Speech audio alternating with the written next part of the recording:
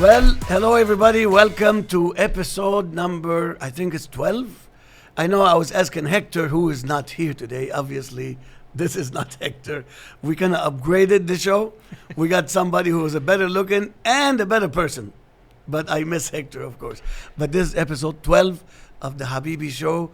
I am so glad to introduce my guest. You know, before I say his name and what he does and all these good things, I just want to say that, you know, in life, sometimes you run into someone or you meet someone that helps you achieve a goal or maybe even change your life. And I had the pleasure of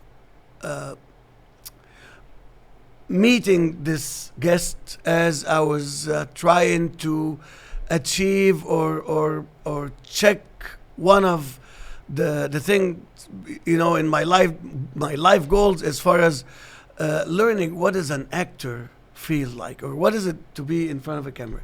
And people convinced me at my whatever age birthday, it was over 60, and they said, well, don't you try it? I said, no, I'm not going to try it because I'm too old. And then somebody said, no, go to that place, which is Page Parks. It's a talent agent and modeling agency. And I went and I had the pleasure to meet this guy. You know, Alfonso Aguirre. Really, I'm honored that you accepted to come to be as a guest, because this guy, his way of doing it made me feel so comfortable, and also I have a new appreciation to what actors go through. It's not as easy as it looks. So, without any additional introduction, I would like to introduce Alfonso Aguirre. Thank you for being here. Thank you for having me. I'm looking forward to finding out more about you, and also for people, you know, audience, to hopefully learn what is acting is all about. Okay, great. Well, first of all, again, thanks for having me. So excited to be here. This is such an honor for me to be here and, be talking about something that I'm very passionate about, which is acting. It's kind of like one of those things that were in the back of my mind for many years. And it was one of those things where I thought, nah, I can't do that. You know, I should have a regular job. I should have a normal job, right? Because that's what people will say, right? And I, for many years, I worked all these different jobs. I went to college. I had a degree in marketing. I had all these different jobs that were okay, but I wasn't happy about. It was not something that I was passionate about. And so one day when I was getting close to being 40. 40? 40, yeah. That's like 5 years from now. Yeah, that was seriously, about 6 seriously. years ago. You know, this is his camera. Does this guy look 40? There is no way. There is no way. I would say 28, 29. Well, so it was good tequila. It was good tequila. It was the good tequila. It was the sun. It was drinking a lot of water and eating the right foods. But no, in fact, I was overweight, and I just decided to go on a journey of saying, you know what, I want to change my life. I want to take a chance on my goals. What age were you overweight? Because I've known you for a couple of years. You're looking younger every year. Thank you. I was 38. And you were overweight at 38? I was. I think from 30 to 38, I was pretty overweight, and I had this challenge to myself in which I wanted to do a bodybuilding competition. So I hired a trainer, and for me, it was like a one-time thing. I know bodybuilding is like, it's a huge commitment. Yeah. But for me, it was like, I just want to try that. I used to do photography, so I knew a lot of people who were personal trainers. I knew, people who own gyms. And in fact, that's how I met my wife. My wife competes. And so I thought, you know what? I want to do something for myself. Let me just give it a real shot. And I lost about 53 pounds over a course of 10 months. So it was steady and in the healthy way. So I never bounced back. I did the competition. I finished 6th place out of 6. But I was really proud of myself. I didn't look as big as the guys that were there, but I had abs for the first time in my life, and I was 40, and so during that journey, I was like, you know what? I've always thought about acting. I'm gonna give it a shot. I'm just gonna join a class and see what happens. So what did you do before acting? So before I started acting, I worked at I lived in Mexico. And so as soon as I graduated, I worked. So you were born in Mexico? Yes, I was born in Mexico. But you have no accent. I do have an accent. It's No. just my tongue sometimes has a mind of its Yeah. own. So how old were you when you came to the States? It was about 12 years ago. But Dude, you were in your 20s? And did you speak English in Mexico? I was 30 when I moved to the States. And you spoke English in Mexico? Was I 30? Yeah, I think I was like 30. Yeah, 34, I think, when I moved to the States. I mean, no accent. I do have an accent. It's just sometimes I've been working on it, of course, right? Ever since I was a kid, I studied the language. But it's not like Sofia Vergara or something. Right. And plus, she exaggerates it for the character. Yeah. Right? No, but did you speak Spanish in Mexico? I'm sorry, English in Mexico? Yeah, I learned. Yeah, I mean, I'm a native Spanish speaker. But you spoke English in Mexico? One of my jobs was teaching English there. So In Mexico? In Mexico, so I actually got Sinaloa. to practice. That was in Monterrey, actually. Monterrey, okay. Yeah, I was born in Sinaloa. I was born in Culiacán, Sinaloa. And I was there up until my first year in college. And then after that, I moved to Monterrey, which is a huge college city. And so I got my bachelor's degree. I stayed there for a few years. I worked for the state electricity company. And What do they call it? CFE, yeah. CFE, Comisión Federal de Electricidad. So I worked there for... He speaks Spanish. Yeah, I do speak Spanish. And then after that, I worked in a couple other businesses, and then I moved to the States. Before I moved to the States, I worked at another university where I was there for about 6 years, and I used to teach English. In Mexico? In Mexico. So that was... That's why your English... I got to practice it every day. Yeah. Every day, and my rule with my students is like, you have to speak English, always. Yeah. And so I enforce that on my students. And all these years, there was no acting? Just regular... Or did you do anything in school? I did, in school, I had... They had like a acting, I did a like Russian theater? Or I did a Russian theater play called Russian? The Bear, back in high you spoke school. Russian too? I didn't speak Russian. It was in Spanish, Yeah. but I got the main role, and it was really interesting. My acting teacher was like, "Oh, you should definitely pursue this," and I'm like, "No, I wanted to be a musician. I wanted to be like the Mexican Kurt You play Cobain." instrument, right? I play guitar. Yeah. I was in several bands, and some of them were terrible, and some of them were okay. But that was my dream back then. Yeah. I wanted to be a musician. I had the long hair, the goatee, but we would rehearse at my house. All our neighbors hated us because of the drums and everything, right? And then when I moved to the States, I was on my own. So I was like, okay, maybe I'm kind of interested in acting. Let me try a class and see what happens. And that's kind of how it all started. I took a class. You went to Page Parks? Before I went to Page Parks, I went to another school in the Woodlands. It's called the Next Level Acting Studios. And I went there, and shout out to my teacher, my first teacher, Shelly Black. She was like, dude, you should get an agent. And I'm like, really? I mean, I'm just starting out. And she was like, no, but you can totally do this. Yeah. And so she was very encouraging. And I said, okay, all right, well, let me try it out. And so I found Page Parks. I met Caitlin, who was my career advisor, now my best friend. And she was like, yeah, dude, you should be here. And I'm like, man, they're just trying to sell me a program. No, she's wonderful. Caitlin is Yeah. wonderful. The whole team is wonderful, really. Yeah, and they're great, and they've become like family to me. And so I started taking classes at both schools at the same time, and I had some savings, and I decided, you know what? There's no plan B. I really want to do this, and I'm going to just jump with both feet, And now you're doing this full time. And now I'm doing this full time, and this was before COVID. And back then, all the auditions were in person. So you had to drive to Austin or to Dallas. If you live in Houston, there's some work here, but most of the work is going to be in Austin or in Dallas. And so I had to sometimes go to Austin or Dallas twice a week. So there was a lot of driving.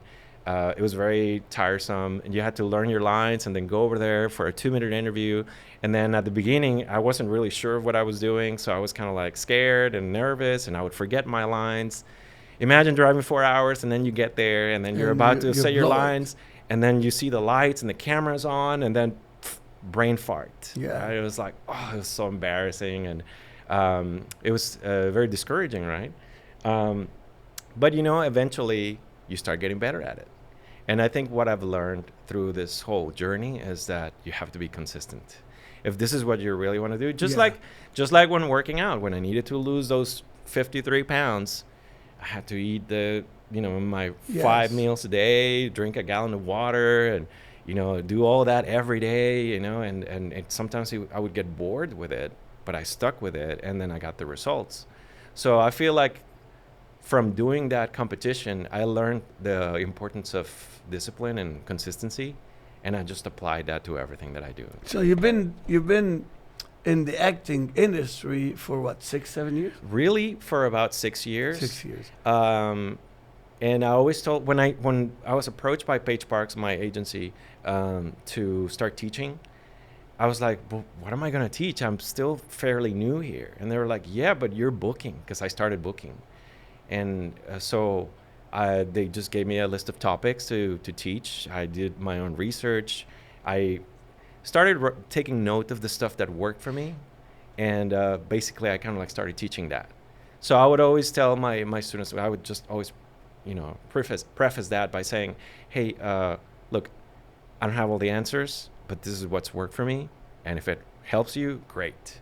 And that's kind of how I started shaping like all my courses and stuff. Eventually, I started getting students in other cities, in other states. Right now, I have students in California, in New Mexico, Arizona, Florida. So and then we'll do like online classes on Zoom, and kind of like started taking off.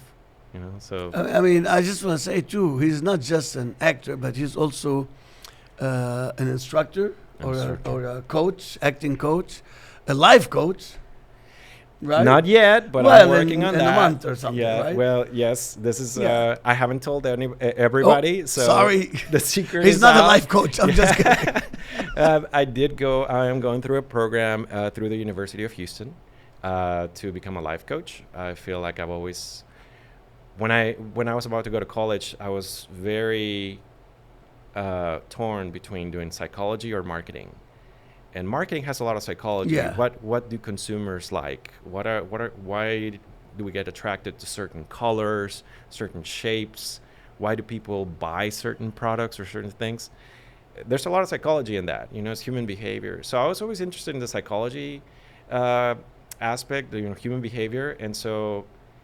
Now that I've been acting, and sometimes when I coach people with their auditions, sometimes people would confide in me certain personal aspects. Yeah. And sometimes would seek my advice. I know I did that when I was taking his class, but he didn't want to hear anything about it because I don't think it was his kind of style of lifestyle. My lifestyle was very different than what they teach in school. So, but also actually he was in Better Call Saul, I was right? Is that a Netflix? It's on Netflix. Yes, Netflix, yeah. Yes, that's a show. You've heard of that? Better Call Saul, yeah. Better Call Saul is that's a big deal. It was a big deal. But deal. also, if you're watching Copa America, there is the soccer tournament right now. He is like at least every game 4 or 5 times. That commercial is showing about the Spring Hill Suites by Marriott. Oh my God! Like now, I turn off the TV. I don't want to see it anymore. But no, really, I'm very proud.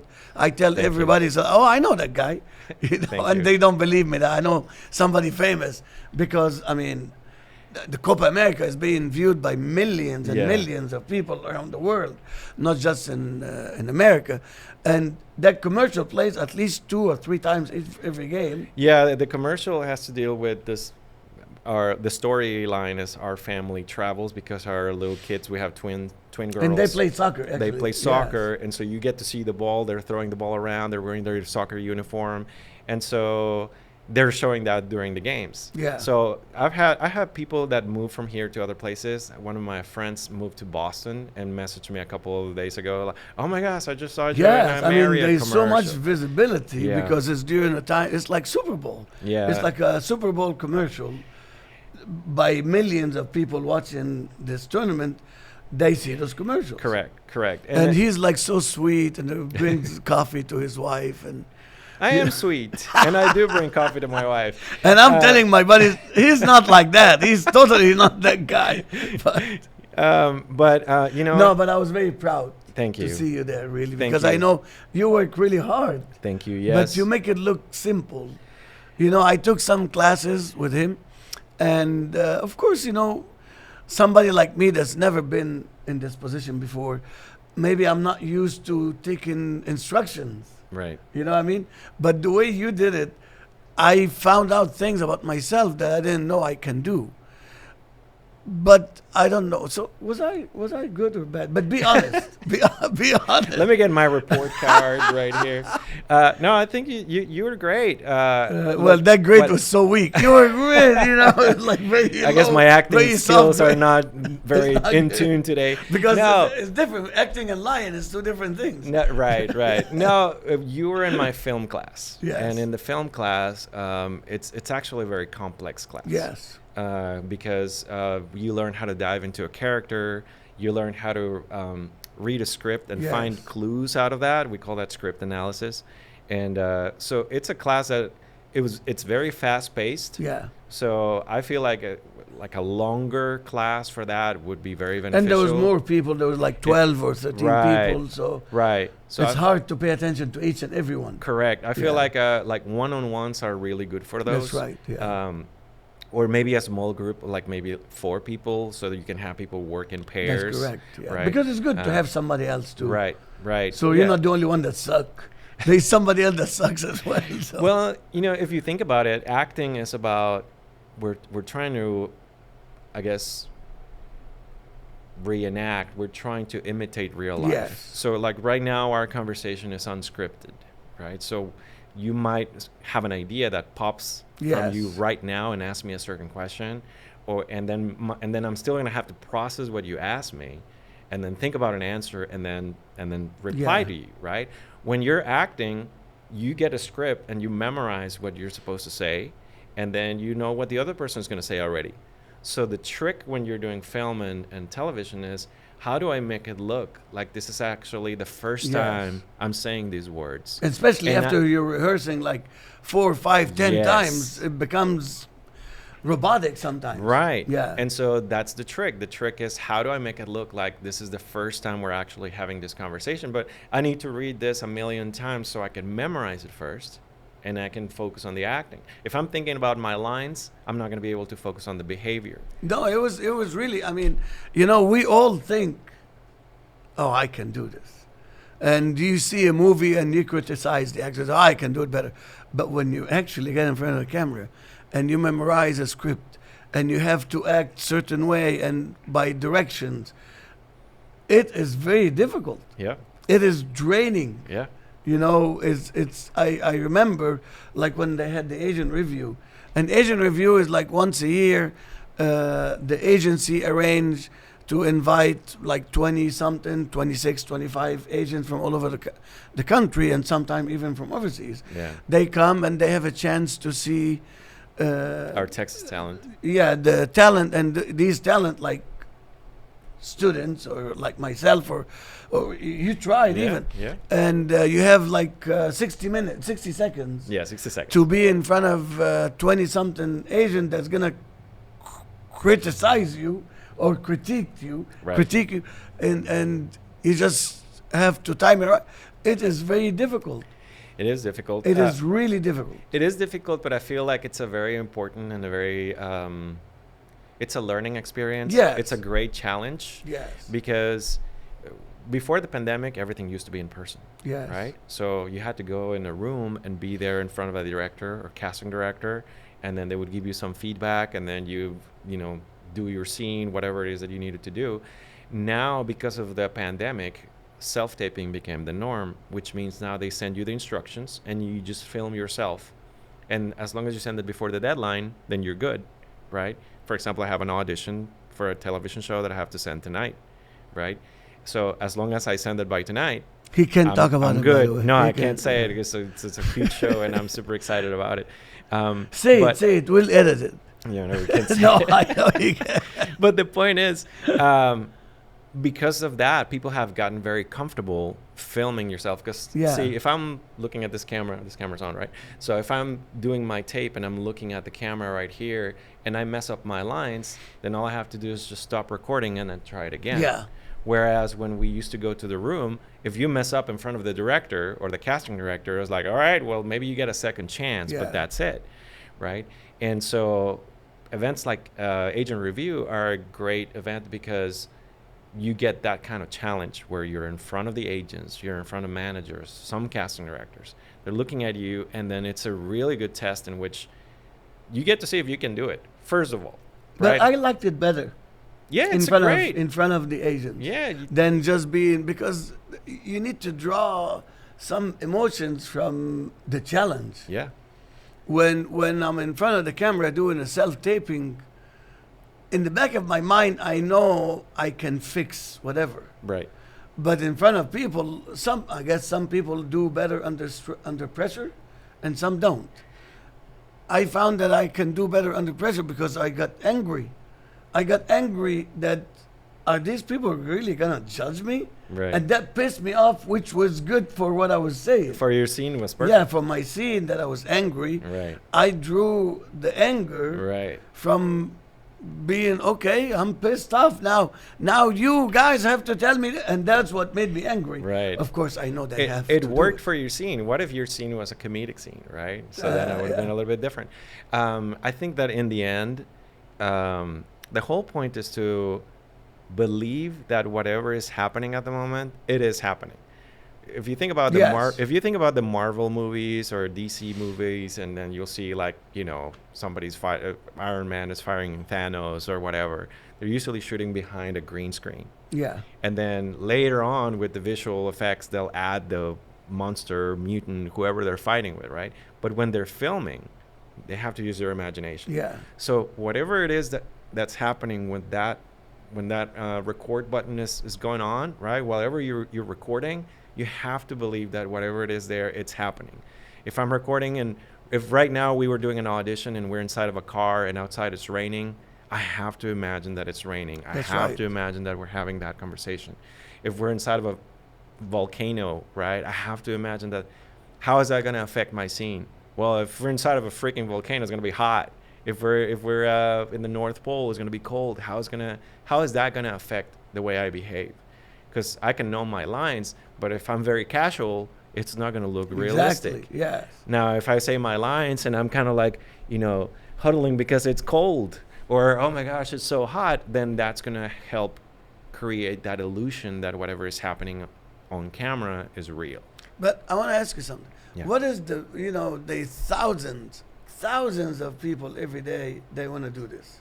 It's a dream. Yes. For a lot of people, whether it's because they think they're going to be famous or making money, or they just have the love of acting, you know, or dancing or whatever. Right. What is the biggest misconception that people need to know before making that decision?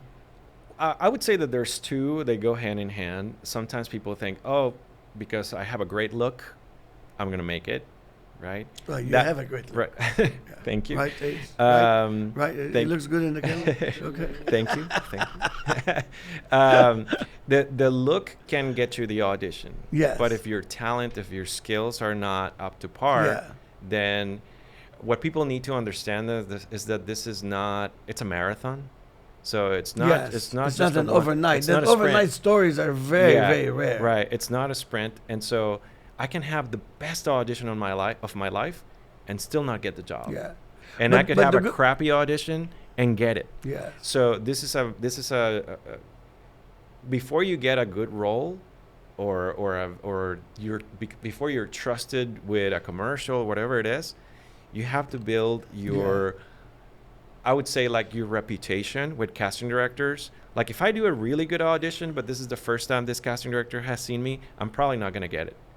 Maybe they're gonna call. He but already they're- have somebody but- else in mind. Yeah, or they're gonna write my name, and I'm like, hey, we like this Yeah, guy. yeah, Maybe next time. Yeah. And then I'll get another one, and then if that next one is also good, like, okay, I'm Yeah. liking this guy. Maybe not for this, but let me remember this guy. Yes. And then that happened to me. They called me for Stranger Things season 4, and it was like an FBI agent. I had like a lot of lines. I had 2 days to memorize everything, and I'm talking to this some of the kids and their parents. So I had so many eye lines. And So you actually met the actors? no, this was a self-tape. Oh, okay. And then the casting director liked what I did, so she called me again for Better Call Saul. Same Yeah. casting director. So she called me 4 times after that. And eventually the 4th one was the one that I booked. No, So it's a process in which Yeah. they're like, okay, he can do it, he can do it, he can do it. This is the one. Yes, yeah. That's kind of how it is. You know, I know also, which gives us all hope, he can do hand jobs. No, not hand job. What do you call it? I think you're gonna have to edit that part Hand out. models. Hand model. Hand model. Hand yes. model. Hand model. All It's a hand jobs, It's a hand very model. different thing. Hand jobs Uh, you do, we make more money. Probably, yes. Not in a reputable way. Yeah, so hand modeling is kind of like one of those things that I kind of stumbled into. Did you know that? You can do hand job, Yeah. hand models? model, not... Hand modeling is sometimes for commercials. Yeah. They're doing close-ups on the product. And that's something that I always like to stress with my students. Like, it's not about you. It's not about me. It's about the product. They're going to get the actor or the model that can best sell the product. Yeah. Right? So if you remove that stress from thinking that you have to be perfect, and you just have fun with your scene, then it's going to work out. Yeah. And so the same thing happens with hand modeling. With hand modeling is just showing the product. So I think that's actually the best way to think about a commercial is like, if they're just shooting your hands, it's because you're holding the product. It's not about you. You're just holding the product. You're just presenting it, right? So I did one for a soda commercial. I did one of those for You did one for the pizza for a commercial, pizza right? place, and you see the slice of pizza, and then you Yeah. see the hand holding it, right? And it's kind of like one of those things that I never thought I would do. It was more like I stumbled into it. They called the agency and they were like, "Hey, we need pictures of everybody's hands, and then we have a client who wants to do something with hand models." And we all sent pictures of our hands, and they picked me. Well, you know, it is, since I was introduced to the classes and really the knowledge of acting, it changed my mind when I watch a movie, because now we watch a movie, we pay attention to the main character, but there's so much going around. Oh yeah, Just the guys walking in the street, or the guy or the girls and the guys sitting at the restaurant eating, or just at the bus station. All of these are actors, and it's amazing how many people. So now when I watch something, I'm really paying attention to the last one on the screen in the back. What are they doing? Yep. How do they stand? Where do they do that? What do they do with their hands? You know what I Right. mean? Yeah, So it- it is really very exciting. So now when I watch something, I could watch it 5-6 times, and every time I see something different. right. And I was gonna say, it totally changes the way you watch television It's kind of like or film. you don't enjoy it as a story because now you're looking for the technical parts. You of- can, but sometimes if the acting is really good, Yes. it's like you're watching a movie with Denzel Washington or Leonardo DiCaprio Yeah, yeah. or one of those guys. You already know who they are in real life. But when if they're so good that when you're watching a film, you forget yeah. about it. In this story, his name is Jack. In this story, Like, his name is the this. Titanic. Right. Was, DiCaprio. Right. And so you forget about their real life, right? Yes. Because they're doing such a great job, so you get into the story. But obviously, yes, like if the acting is not that, that good, Dominating, yeah, for example. you Yes. might start picking up on Yes. it definitely changes. No, the but way I you was watch. doing this to learn. Right. Because, like, I'm sure the first opportunities you get for an most likely you're going to be an extra, for example, Yeah. right? So it's good to see what extras do. Oh yeah. Because it's kind of like it's in the background, but nobody really pay attention to it. But if they're not doing it right, the whole thing is going to be bad. Oh yeah.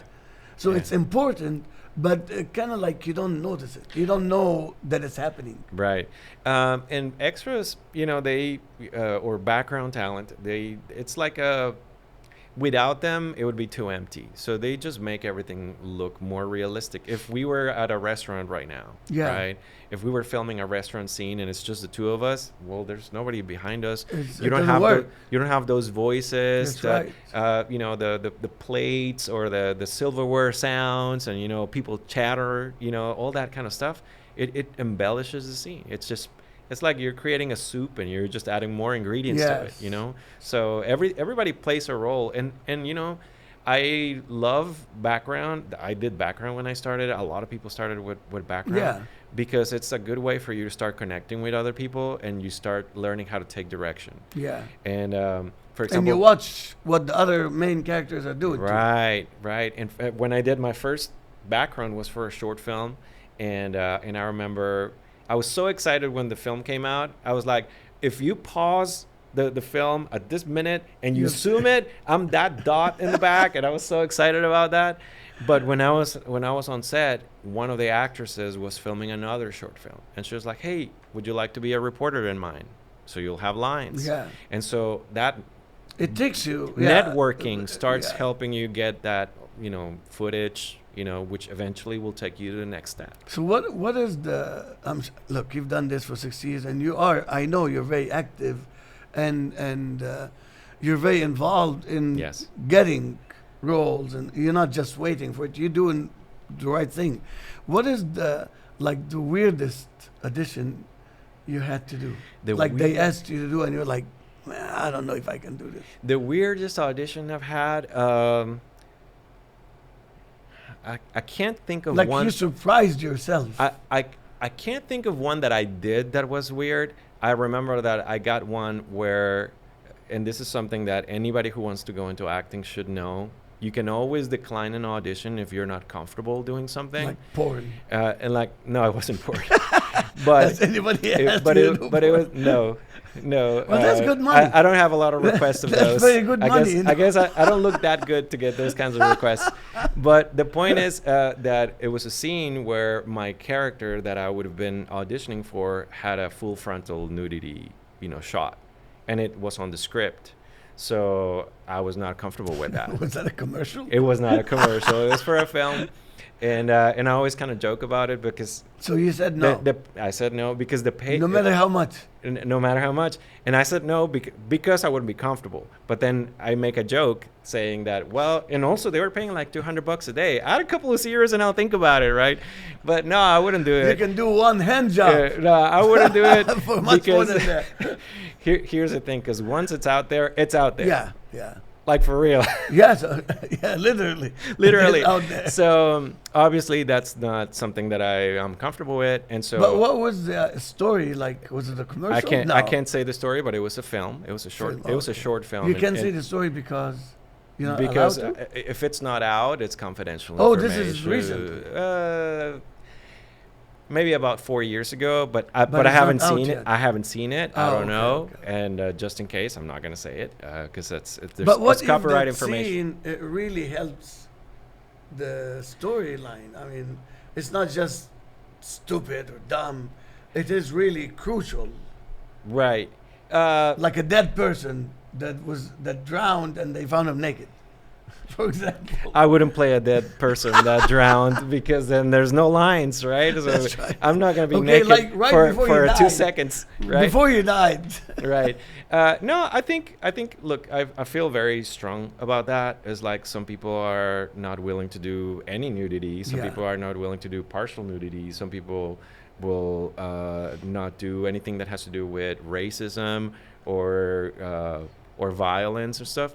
I think that's a very personal reason, and people should not feel compromised and think that, oh, I have to do it because if I don't do it, I'm not going to get any more opportunities, right? It's like if you don't feel comfortable to do some sort of project, don't do it. You don't have to do it. Regardless there's gonna be plenty other projects, yeah. right? There's gonna be plenty other projects that pay better, that have a better story, and that you don't have to compromise your morals. But I'm talking about something you did. Yeah, that's why I'm saying like So you didn't I do c- that one. no, I didn't do Yeah. that. I'm saying I can't remember one that I did that was weird. But I mean, commercials are usually Not weird, really different than what you would normally do. Because like you and I we talked, and I know you. Sometimes you get cast in the dad thing, like that Always. commercial. Yeah. You know, with the dad, the young dad. You Right. know, not the old dad, the young dad. Right. Or like there was one that you were with your wife at the hospital because she was diagnosed with cancer. Yes. Yes, I So got is that one. is the young married couple been together 10, 15 years? But what is the one thing that you did and you're like, man, that was really different? Well, Or I is don't- it normally? I don't know if it was different, but I usually get to play good guys. I always play the nice dad, the coach, and early this year I did a commercial for it was called Flip Lock, and it's like a safety thing that you can put on your door to just make sure that Yeah. it reinforces it, right? And it was the first time that I got to play a character that was kind of like a villain, so that was fun. I've auditioned as cartel guys. I've auditioned as like drugs or stuff like Terrorist? that. Never a terrorist? Never terrorist. No. That will be me. I will do the terrorist. You know? You could play like a dictator. I Yes. feel like you could do that. Thank yeah. you very yeah. much. I know, is that a compliment or an insult? Yeah. But thank No, you. it's a compliment. Thank you It's a very much. compliment. Look, when you're an actor, you cannot judge your character. No. Because no. your character. Or you're not judged by your character. Your character always thinks they're right. Yeah, If you're playing Hitler, Hitler thought he was right. that's right. If you're playing Thanos in the Marvel universe, he thought he was right. Yeah. And so Or the villain in the James Bond. right. Yeah. Somebody did something to him and now he's bad. Yeah, right? he has a good reason. So you know what I mean? So there's a lot of psychology in there, right? So this character was supposed to be like a demon, the one that I did for that commercial, and they call him Anti-Cupid. So I'm trying to make this couple kind of argue and fight, and I appear and disappear like in a little flame. It was so funny, and I loved it. Like there's the angel and the devil. Right. Yeah, yeah. So that was different, and it was fun, and it was local. It was here in Houston. So And you got the job? and I got the job, and it was fun. And I have some videos on my Instagram, and the guys were really fun. The actors that were there, like they were great. So that's one that I remember that was different from what I normally do. And I enjoyed it. Like playing villains is a lot of fun because I don't remember who said this quote. Maybe it was Robert De Niro or Al Pacino. I don't remember, but they said actors don't face consequences. Yes. So when you're in the scene, you can be mean. You can say the things that You could be a drug dealer. that you normally a killer or a serial killer. Right. And the you things still that go home. right the things Yeah. that you normally wouldn't do. Yeah. Because it's not you, it's a character, it's somebody in a story. So you can say bad words, you can yell, you can you shoot somebody or destroy things and just enjoy the moment because you're trying to recreate something that should look realistic. So like from all the audition you did and all the roles you got, which is the audition that you said, man, I really wanted to get this one and you didn't? That still till today still bothers you. Like, man, I should have gotten this one. I would have killed it. Actually, I killed it, but they didn't pick me. When I did Better Call Saul, the third audition I did for them, I got my fourth one. The third one was the therapist for Howard Hamlin. Howard Hamlin is one of the main characters. Yeah. And Oh, I love that show. so I think that was episode 4. He's talking to his therapist about his marriage, and he's been having some issues, and so I auditioned for that character, and I loved the audition. I mean, I'm into psychology, and I thought that I did a good job. Yeah. It felt great, and I wish I had gotten it. But then when I watched the episode, I was in LA shooting a commercial, and my episode was episode 9, but I was watching it was the last season. So when I watched the show and I saw the guy who got it, I was like, yeah, that makes sense. Yeah. So one of the things that you learn also with casting is that everybody wants the role. Yeah. We all get it. If you and I audition as the dad for whatever commercial or whatever TV show or whatever, we both want it. But we can't control who's going to get it. Yeah. And so that's another thing that you learn as an actor, that there's no control. So the only thing you can control is having fun in your audition. So as long as you have fun, what I do is I try to forget about it. And then if it's mine, it's going to come back to me. If it's not mine, then I already forgot about it. Well, and you learn some information, or you make some contact or connections. I'm doing a commercial for some home services company in Dallas in a couple of weeks. My audition was in May, and I forgot about it. And then they put me on hold, meaning that they shortlisted me. And I'm like, okay, cool. Well, we'll see. And I forgot. Yeah. And then a couple of days ago, my agent was like, oh, by the way, you're booked, and this shoots in July. So it's so spaced out. I didn't think about it, that when they let me know, I was so excited, and it was a great surprise. So instead of being stressed out, checking my email every day, and then waiting to see if I got it, I just forgot about it. And then when they let me know, I was like, oh my gosh, this is amazing. It feels like Christmas morning, So I feel like the only thing you can control is doing your audition, have fun with it, and allow yourself to be surprised if that thing comes back to you, because that means it was yours. But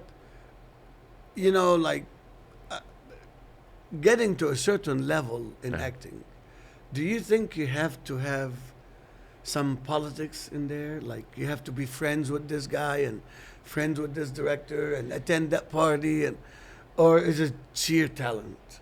At least in the beginning. I think there's luck. There's networking. It's a combination. But there's favoritism too. You have to be part of a group, maybe. I think that it can be. I mean, obviously, I'm not auditioning for the biggest Hollywood flicks yet, but I've had auditions for stuff with The Rock. I had an audition for Red Notice, auditioned for Stranger Things, Saul. I've auditioned for stuff with. I'm drawing a blank right now. Oh, Evangeline Lilly, bigger stuff, right? And obviously, I didn't get them, but the fact that you're being considered tells you that you're kind of going there, right? But you didn't have to audition on the couch. No, that's is that like the 60s and the 50s? Oops. I don't know. Maybe. Yeah. I mean, that's kind of like a joke. Maybe it did happen in the past. Luckily, I wasn't around when that was happening. Or unfortunately. No, luckily. Yes. But the thing, look, to become an actor, whether it's male or female, there is so much temptation in becoming. I mean, it depends on what's your reason for wanting to do that. But there is so much temptation in, oh my God, I'm going to be famous. I'm going to make money. Everybody think that way. Right. Right. So I'll do anything. Well, and some people probably perhaps do that, and sometimes it works. Perhaps some people might do that. I mean, I guess that's like what that guy does that get arrested, or what's his name? Like Harvey Weinstein. Yeah. I mean, so these are true stories. Of course. Yes. Look. Sometimes people will do anything to get what they want. Yes. Right. But acting is different. I feel that everybody has different morals and different values. I'm not going to compromise mine. Some people might do, and that's their problem. That's not mine. I feel like networking is important. Who you know is important. And I feel like you can be a favorite. Yes, you can. But the way you do that is you don't do that by giving gifts to your agent or being nice to them or stuff. I feel like what worked for me is like, what do I need to make your job easier? Yeah. Okay, well, I need your resume to be complete. Okay, then I complete my resume, right? I need you to have your headshots and everything in order. Okay, well, then I'll do that. Yeah. And to be professional. I have all my ducks in a row. Yeah. I have people that tell me, oh, I'm not getting any auditions. And I'm like, okay, well, do you have your headshots on your profile? No. Or updated. Okay, right. Oh, do you have any clips there from scenes that you've done? No. Okay. Do you have your, I don't know, are you taking classes right now? No. Okay. Are you doing your homework? Well, then you're making the job of your agent a lot harder. That's right. If you're just waiting for somebody to come and get you out of nowhere. Exactly. So I feel like you can't, just because you land an agent, it's not gonna solve all your problems. You still have to do your part. That's right. It's like I can I'm gonna go back to bodybuilding, right? So I can hire the best personal trainer, but if I don't eat the right foods, if I don't go to the gym, if I eat cookies, on the side or stuff, I'm sabotaging myself. So it's not gonna be his fault that I don't get the results that I wanted. So it's the same thing with an agent. She can submit me, or he can submit me to wherever project it is, but if I'm not doing my part, then when a casting director sees my headshot, it's like, well, this guy has nothing on his resume. And even if I haven't been booking anything on my own, well, then create your own scenes.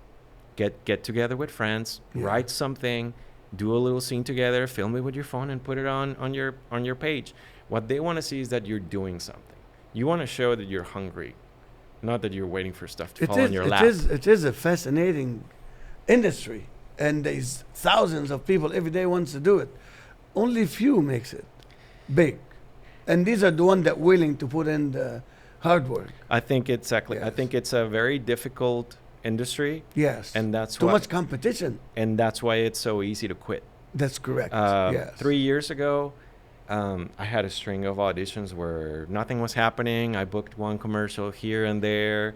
Money was kind of tight, and I remember thinking, well, you know what? Maybe my friends were right. Maybe I should just go back and get a desk job. Maybe I should go back and get an office job.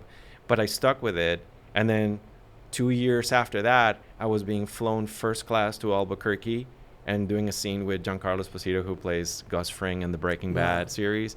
And I'm sitting next to him, talking to him during breaks and asking him for advice and questions. And he was super nice. Yeah. So it's like, if I had quit, I wouldn't have had that moment. I would have robbed myself of that opportunity. I could take hours just to listen to you talk, because it's a passion of mine, and you're really a great guy. Thank you. And you have a way of explaining things. Like I told you at some of the classes, you have a way of explaining and delivering a message to make the person, like, you're a good director.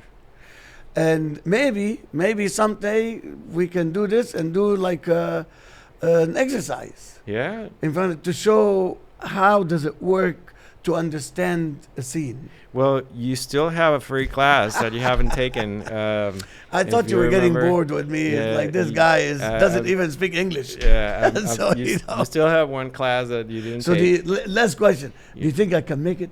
Of course. Okay, thank you. There's and this is for everybody. Look, there's a role for everybody. There's always going to be... so I'm not that good. It's just that there's a role for everybody. Thank you very much. On that note... there's always going to be a doctor. There's always going to be the bus driver. There's always going to be the thief. There's always going to be the lawyer, the bad villain guy. There's always going to be a teacher. And so the there's... mafia guy. I mean, look, there are so many possibilities. It's just sometimes we just think, oh, it's too late for me. I'm too old. I'll tell you something. This guy pissed me off, and I told him not to fuck with me. That's it. That's one scene. Yeah. That's it. So I don't know. Was that convincing? I don't know. But it's convincing, and then with the right lighting, and we put some background music. No, but I'm too happy to see you. That's not put a work. gun on your hand, and That's it'll be very convincing. No, really. The whole point is, like, you have to believe that what you're saying is true. It's happening. Yes. So when you say those lines, and you draw from your own personal life experience, you draw emotion. Yeah, and when you say those lines, you have to believe that you feel that way about this person. I feel that way when I see H&H. I get really pissed off. So maybe I'll use that to draw something. but really, thank you. No, thank you. It's a pleasure and it's an honor. You're someone that I really look up to when it comes to this industry, but also as just a person. You're a wonderful person and a great friend. So thank you. Thank you so much. Thank you so much, much, brother. Thank you, Habibi. Thank you, Habibi. So that's it. But really, thank you guys for watching. Can't wait till next time. I miss Hector, but I really had a great time visiting with you. Thank you.